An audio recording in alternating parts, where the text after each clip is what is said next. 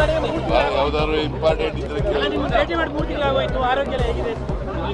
ಆರೋಗ್ಯ ಸುಧಾರಣೆ ಆಗಿದೆ. 90% ಓಕೆ, ಇನ್ನೂ 1% ತಿರುಗಾಡ್ಬೋದು. ಮತ್ತೆ ಬಾರಿ ಚಾಮರಾಜನಗರಕ್ಕೆ ಹೋಗ್ಬಿಟ್ಟು ಒಂದು ಇಡೀ ಕಳಂಕನ ನೀವು ತೊಲಗಿದ್ದೀರಿ. ಮೊದಲನೇ ಸಾರಿಗೆ ತೊಡೆದೋಯ್ತು ಅದು. 20 ಸಾರಿ ಓದೋದಕ್ಕಲ್ಲ, ಮೊದಲನೇ ಸಾರಿ ಓದೋದಕ್ಕೆ ತೊಲಗ್ತು. ಭದ್ರತಾ ವೈಫಲ್ಯವನ್ನ ಕೇಂದ್ರದವರು ಒಪ್ಪಿಕೊಂಡಿದ್ದಾರೆ. ಭದ್ರತಾ ವೈಫಲ್ಯ ಕಾಶ್ಮೀರ ವಿಚಾರದಲ್ಲಿ ಭದ್ರತಾ ವೈಫಲ್ಯವನ್ನ ಕೇಂದ್ರದವರೇ ಒಪ್ಪಿಕೊಂಡಿದ್ದಾರೆ ಅಂತ ನಾನು ಸತ್ಯನೇ ಹೇಳಿದ್ದೀನಲ್ಲ.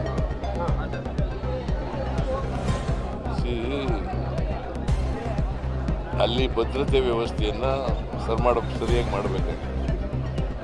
ಯಾತ್ರಾರ್ಥಿಗಳು ಹೋಗಂತ ಸ್ಥಳ, ಮತ್ತು ಹಿಂದೆ ಪುಲ್ವಾಮಾದಲ್ಲಿ 40 ಜನ ಸೈನಿಕರು ಸತ್ತೋಗಿದ್ದಂಥ ಜಾಗ. ಇವ್ರಿಗೆ ಭಾಳ ಎಚ್ಚರಿಕೆ ಇದ್ದಿರಬೇಕು.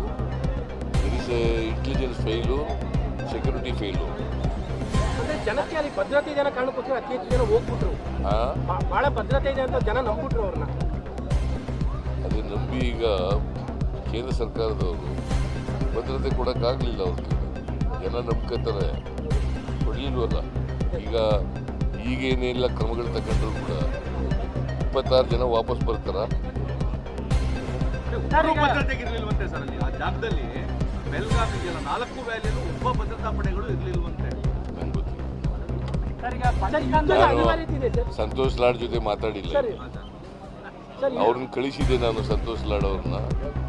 ನಾನು ಮಾದೇಶ್ವರನ ಭೇಟಿ ಕೊಟ್ಟಿದ್ದರಿಂದ ಅವರು ಬಂದಿಲ್ಲ. ಅವ್ರು ಬಂದ್ಮೇಲೆ ಮಾತಾಡ್ತೀನಿ. ಭೇಟಿ ಮಾಡಿದಾರೆ ಅವರಲ್ಲಿ, ಎಲ್ಲರೂ ಕರ್ಕೊಂಡ್ಬಂದಿದ್ದಾರೆ. ಯುದ್ಧದ ಅನಿವಾರ್ಯತೆ ಕಾಣ್ತಾ ಇದೆ. ಪಾಕಿಸ್ತಾನ ಮೇಲೆ ಯುದ್ಧದ ಅನಿವಾರ್ಯತೆ ಇದೆಯಾ? ಯುದ್ಧ ಮಾಡಬೇಕಾದಂಥ ಅಗತ್ಯ ಇಲ್ಲ. ಈ ಕ್ರಮಗಳು ತಗೋಬೇಕು ಅಷ್ಟೇ. ಭದ್ರತಾ ವ್ಯವಸ್ಥೆಯನ್ನು ಬಿಗಿ ಮಾಡ್ತಕ್ಕಂಥ ಕೆಲಸವನ್ನು ಮಾಡಬೇಕು. ನಾವು ವಿದ್ಯುತ್ ಪರ ಇಲ್ಲ. ನಾವು ಶಾಂತಿ ಇರಬೇಕು, ಜನರಿಗೆ ಭದ್ರತೆ ಇರಬೇಕು. ಕೇಂದ್ರ ಸರ್ಕಾರ ಭದ್ರತಾ ಕ್ರಮಗಳನ್ನು ತಗೋಬೇಕು. ಎಲ್ಲ ರಾಜ್ಯಕ್ಕೂ ಇಂಟಿಮೇಷನ್ ಕೊಟ್ಟಿದ್ದಾರೆ. ಇಲ್ಲಿ ಹೇಗಿದೆ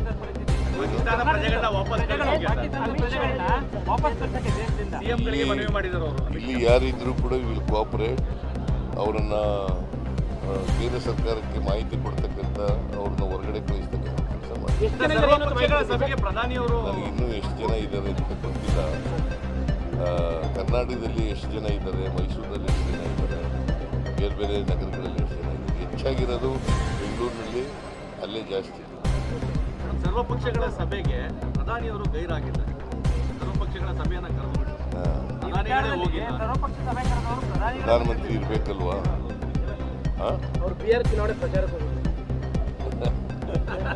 ಯಾವ್ದು ಇಂಪಾರ್ಟೆಂಟು? ಯಾವ್ದು ಇಂಪಾರ್ಟೆಂಟ್ ಅಪ್ಪ? ಏನ್ ಮಾಡ್ತಾ ಇದ್ದಾರೆ? ಜನಗಳಿಗೆ ಟೋಪಿ ಹಾಕ್ತಕ್ಕಂಥ ಕೆಲಸವನ್ನು ಮಾಡ್ತಾ ಇದ್ದಾರೆ. ಟೋಪಿ ಹಾಕೋದು.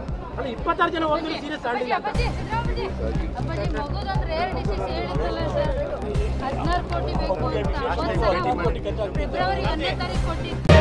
ಮತ್ತಷ್ಟು ಸುದ್ದಿಗಳಿಗಾಗಿ ನೋಡ್ತಾ ಇರಿ ಪಬ್ಲಿಕ್ ನ್ಯೂಸ್ 24x7. ಇದು ಸತ್ಯದ ಧ್ವನಿ.